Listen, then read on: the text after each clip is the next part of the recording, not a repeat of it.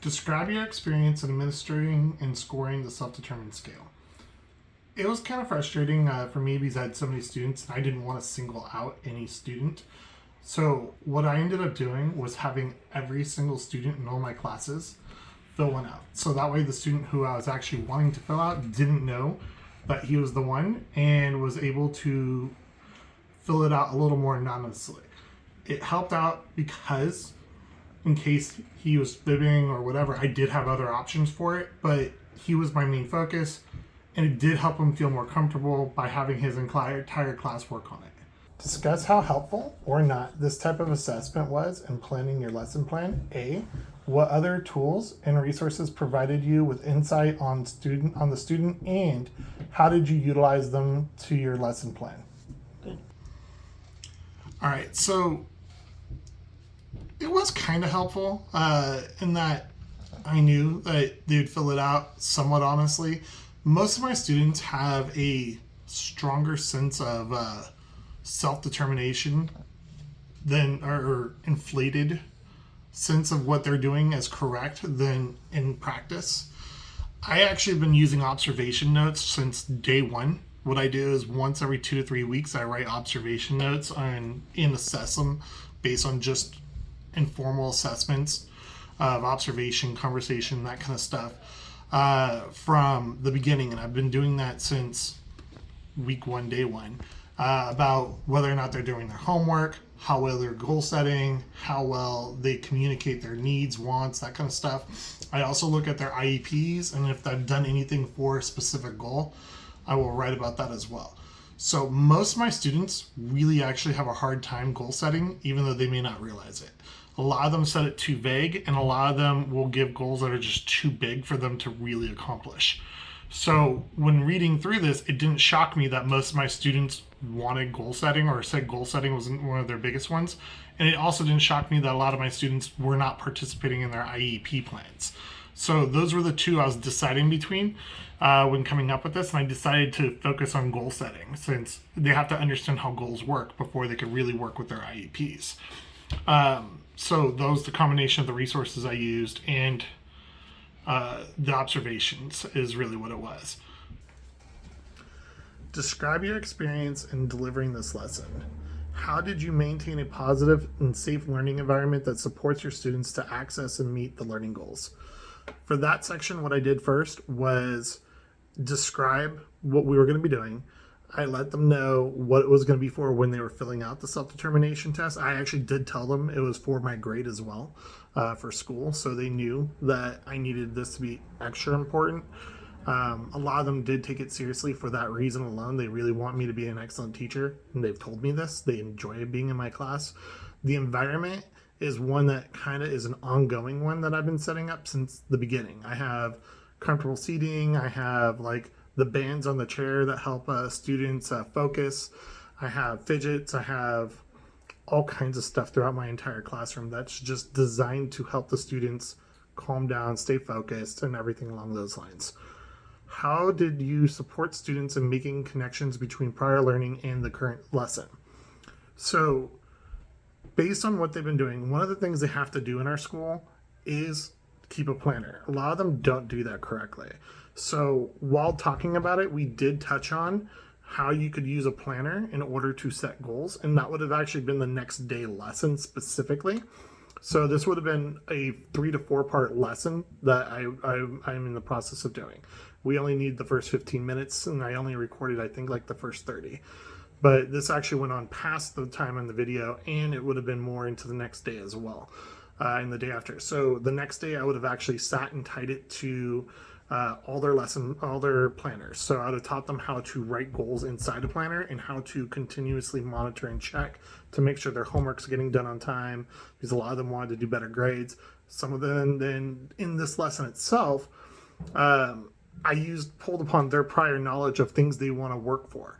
So one of them wanted to be a boxer. So you'll hear me talking to them about that the entire time. Boxer, and the other one, his cousin, actually wanted to be a soccer player. So I talked about sports and how to use sports for setting goals. Another one wanted to be a veterinarian. He and I have actually had long, in-depth conversations before on what he was meaning to do that. So I didn't really go into his as much. And then I went through and just pulled upon what they would need in order to hit their goals based on what they were saying. How do you establish clear learning expectations? How did you ensure your students understood the learning expectations? So expectations in my class have always been super clear. I have goals set up or rules set up inside the classroom. We review rules every day before we even start the lessons. That didn't get recorded into this lesson plan because it's just part of my opening discussion with everything. So I told them what I was doing, why there was a camera in the classroom, what I needed to have them do. I told them that they could move seats and I didn't need them on the cameras because even though they were allowed to be on camera, I just didn't want any of them in the camera. I made it clear that anything they do or say will end up on YouTube beforehand, so that got them to kind of focus beforehand. Usually if there's no camera, when I'm sitting with them one-on-one, they typically show me the more respect because I'm sitting with them, working with them through their homework and things like that. Anytime I'm teaching them things like that, it's always more interpersonal, sitting with them and working with them kind of in a group is how I typically do it. This was a standing lesson where I stood in front of the class, and it was a little more awkward because I was trying to do it in a way that didn't get students on camera, which caused for a little bit of laughter you'll hear a couple times. Actually, when the camera got turned off, they started laughing. They said that they've never seen me stand up in front of a class before and teach, even though they've had me teaching the entire time. They thought it was absolutely hilarious, and they worked really hard, and I was actually very proud of them for how focused they said. They answered questions without any issues. A lot of them watched their language, which I really appreciated. So it was really good. So it was mainly just telling them beforehand and then maintaining as we go along. Later in one of my other classes, I had students walking in the middle trying to go joke around with their friend because they thought they could just walk in. I reestablished expectations, so I was in the middle of teaching a lesson and they needed to go. The students quickly quieted down and left the class. The friend who they were trying to talk to apologized, and it was just a really good all-around. A lot of respect built into that school. It's built into the culture of the school as well. Gompers is really big on pushing respect into everything they do. How did you make a connection to the general education curriculum? Why do you think this connection is important? So when talking about goal setting, a lot of them said they want to improve their grades. A lot of them said they want to get A's on their tests. A lot of them said that they need more help with that kind of things. The student who I specifically was assessing said that he wants to make honor roll. So when I went through and talked about this, I used the SMART goal video, and I used that example they used in the video of I want to get a 90% on my next test. So I kind of discussed in their planners how they could set up and do everything with that, being able to write down when tests would be, when they would need to start studying for it, when they would have to have their homework done by, and kind of discussed how to use their planners for that. And then again, the next day is when I'd follow up. We're actually going to be doing that when we come back from spring break next week. I'm going to be following up with them, and we're going to pull out our planners, and we're going to start writing down when the first unit quizzes are going to be due for people, when the rating is going to be done. And I'm going to go through and I'm going to individually check every single one of them, discussing each one with them. That's typically how I teach the class. I let them work individually, and I just go through and sit with them all individually, and then I'll group them together if they're in the same class together or something like that. What support and or strategies were instrumental in helping your student understand the importance of this self-determination skill? Specifically, how did this lesson support your students' overall development and particularly their communication development in relation to content-specific learning goals? 1, explain the strategies, lesson activities, and or materials contributed to their overall development and communication development. For this, give me a moment, just kind of thinking about how I'm answering this. So for the strategies, I did the I do, we do, you do, setting it up for the strategy on how I just taught the lesson. That's typically how I do all my lessons anyway. I like to go ahead and demonstrate by modeling what they're looking to do. Then I work on it with them, and then I have them work individually, and then I'll go back to working with them. I'll go back and forth between I do or we do and you do, depending on how much help they need.